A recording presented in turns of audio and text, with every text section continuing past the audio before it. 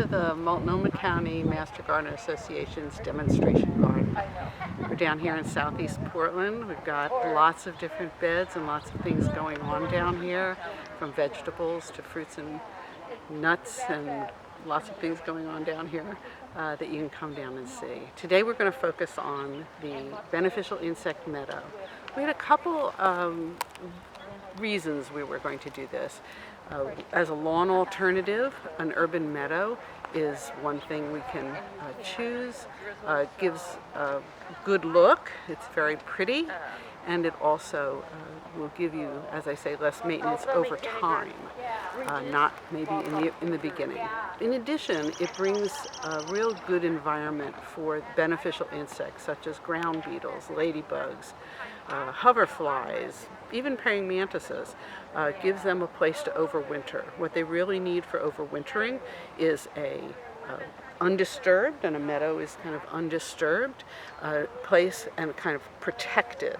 And so they will hide in these the mulch that we have under here, any leaf litter that falls underneath the grasses. It gives them a good dry spot in order for them to overwinter. And then when spring comes, they're ready to jump into your garden to help you take care of some of the pest insects. So the first one, we've done 3 different grasses here. The first one is this Roemer's fescue. It's a nice tall one, native to our area, and looks really good waving in the breeze here.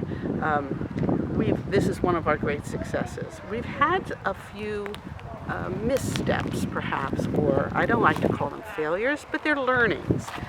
This particular one we have here is the Foothill Sedge. And we expected it, it's an evergreen, but we expected it to be more upright than it is now. And what we found that it needs a little more water. We did no watering this year, especially hot year, but we did no watering. And we found that this would need a little bit of watering, which a homeowner would be able to do a few times during the summer. So we've learned that this is the place that we're going to need to add some water in order to keep them fluffy and evergreen. Down here is one of our other learnings.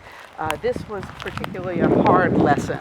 We did originally put small plugs in this area in late 2019, and then COVID came and we were unable to put supplemental watering on those tiny little plugs, and as a result primarily this area failed, and we only have a few little tufts coming up. And this fall we will be overseeding this area, and we expect it to come back next spring with a little bit of extra watering. Now, in addition to the grasses, we will be adding some perennials over time. And that's another thing you can do with a beneficial insect meadow, add perennials.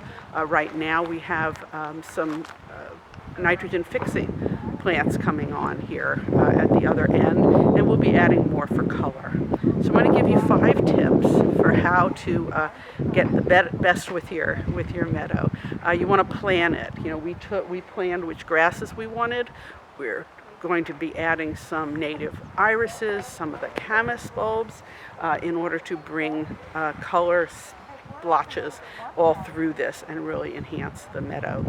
Number 2 would be do your preparation. We covered this area for a great number of months, I think 18 months almost, because with cardboard and with chips, and to keep down the weeds and to keep in the moisture. The third tip I would get is weed.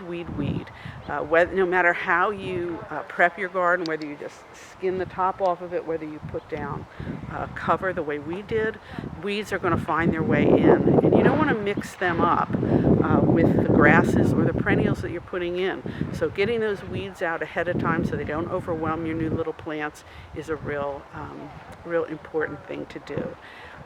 Number 4, I've totally forgotten.